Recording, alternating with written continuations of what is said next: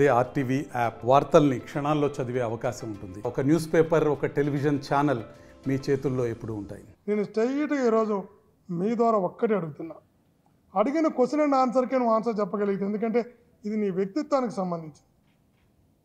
YSR Congress party అధికారంలోకి వచ్చి 2019 నుంచి 2024 వరకు నీ 2 క్వారీలు ఒక గంట అయినా, ఒకే ఒక గంట అయినా ఏ రోజైనా మూసారా అని అడుగుతున్నా. మూయలేదు కదా.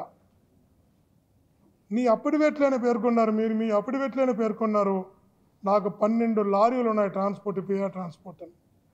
అఫీషియల్గా అన్అఫీషియల్గా ఇంకా చాలామంది ఉండొచ్చు, లీజుకి తీసుకునే రకరకాలు.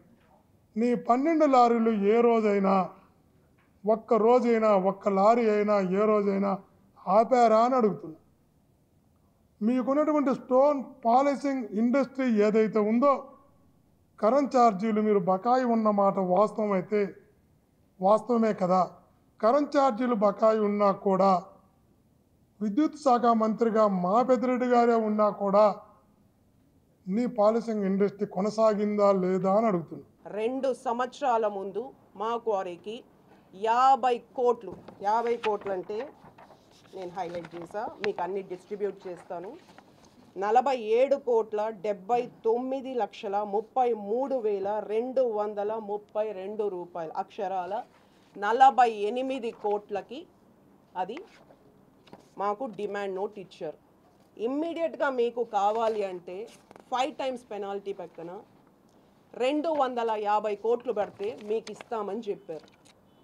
ఆ క్వారీ విలువే 30 కోట్ల కంటే ఉండదు. మనం అప్పుడు చెప్పాం, ఎవరు కేసు పెట్టినారో వాళ్ళు, అదే కేసు పెట్టిన ఏడీడీడీకి మేము చెప్పాం, అది పెద్దిరెడ్డి కావచ్చు, చెవిరెడ్డి కావచ్చు, కేసు పెట్టిన వాళ్ళకి పోయి చెప్పండి, ఒకటి మా జోలికి రావద్దు. ఆ రోజు వార్నింగ్ ఇచ్చినాం మేము, నేను కూడా ఇచ్చా, మా జోలికి రావద్దు. ఈరోజు మాతో సఖ్యత కొనసాగిస్తూ, మాతో సత్సంబంధాలు కొనసాగిస్తూ, ఆర్థికంగా అభివృద్ధి చెందడానికి కావాల్సిన పనులన్నీ మాతో చేయించుకుంటూ, మోసం చేసింది ఎంతో కొంత ఉంటే ఖచ్చితంగా నాని అన్న మీరే చంద్రబాబు గారిని మోసం చేశావు, లోకేష్ గారిని మోసం చేశావు. ఆ పార్టీలో అధ్యక్షుడంటూ, ఆ పార్టీలో వ్యక్తినంటూ మా పార్టీతో సంబంధం పెట్టుకొని ఒకవేళ మీ పార్టీ వ్యక్తుల్ని మోసం చేసి ఉంటే మీరు మోసం చేస్తుంటారు తప్ప మేము మోసం చేయలేదు. మా పార్టీ వాళ్ళని గుర్తించుకోవాలి. మీ పార్టీ నాయకులు కూడా, మీ పార్టీ కార్యకర్తలు కూడా ఆలోచించాలి. పదే పదే ప్రెస్ మీదకి వచ్చి నానిగారి గురించి మాట్లాడుతూ మాతో అడ్జస్ట్ అయినారు, ఇంకొకరితో అడ్జస్ట్ అయినారంటే, ఎవరితో ఎవరు అడ్జస్ట్ అయినారు నువ్వు పేపర్ తీసుకురా, ఇవి ఉన్నాయి. ఒకవేళ నీకు ఎవరితో ఎవరు అడ్జస్ట్ అంటే పోయి నీ గ్రూప్ రాజకీయాల్లో నువ్వు పోయి సస్పెండ్ చేయించుకో.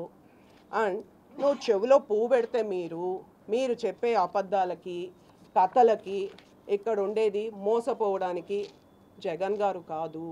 మీరు చెవులో పువ్వు పెట్టి జగన్ గారిని పూర్తిగా ముంచేశారు. ఇక్కడ ఉన్నది లోకేష్ గారు. ఆవులు ఇస్తే పేగులు లెక్క పెడతారు. తమరేమి పెద్ద భయపడే వ్యక్తి కూడా కాదు. ఏమి లేనప్పుడు అడ్డదొడ్డమైన వ్యక్తిగత విమర్శలు చేసేసి, క్యారెక్టర్ అసెస్ చేసేసి, దారుణమైన క్యారెక్టర్ అసెస్ చేసేసి మనిషిని కన్ఫ్యూజ్ చేయాలనుకుంటాం. నిజంగా చెప్పు, మీ పైన మేము క్యారెక్టర్ అసెస్ చేయాలనుకుంటే, మీ పైన, మీ కుటుంబం పైన, మీ పరిస్థితుల పైన చేయాలనుకుంటే మీ పరిస్థితి ఏంటి?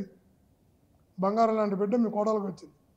క్యారెక్టర్ అసెస్లు చేయడం స్టార్ట్ చేస్తే నీ కుటుంబ సభ్యుల దగ్గర కూడా మీరు తమరు నాని అన్న దోషగాన్ని పెట్టుకోవచ్చు. ఇంకొక్కసారి మా కుటుంబం పేరు, నా కోడల పేరు, నా పేరు మర్యాదగానే ఉండదు మీకు తీస్తే మాత్రం. నానిగారిగా రాజకీయంగా మాట్లాడుకో. క్యారెక్టర్ అసాసినేషన్ అంటే అర్థం తెలుసా అన్న మీకు? తెలుసా?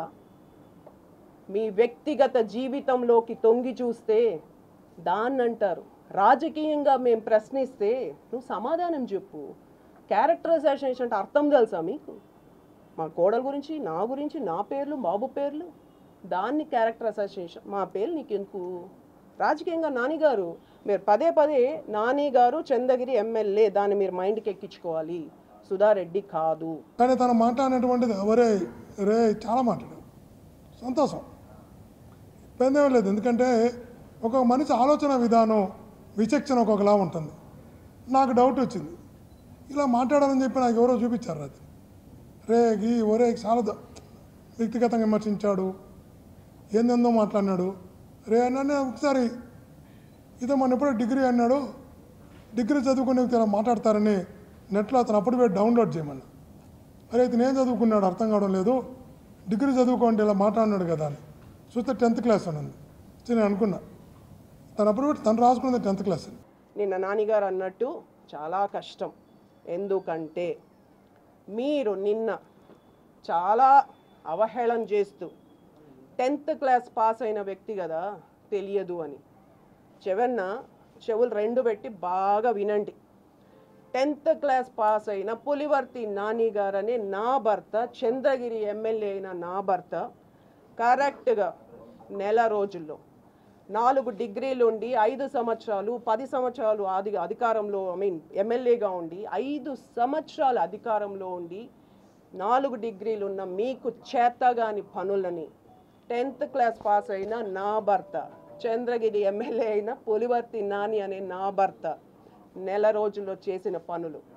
Bus stand 10th class pass అయిన పులివర్తి నాని గారు అనేవాళ్ళు రాయల్ చెరువు రోడ్డు నుంచి మంగాపురం రోడ్డు నుంచి దామల్ చెరువు రోడ్డు వరకు స్టార్ట్ చేశారు నా భర్త. 10th క్లాస్ పాస్ అయిన పులివర్తి నాని గారు అనేవాళ్ళు టౌన్ బస్సులు ఈరోజు స్టార్ట్ చేశారు 4, మీకు చేతగాలేదు.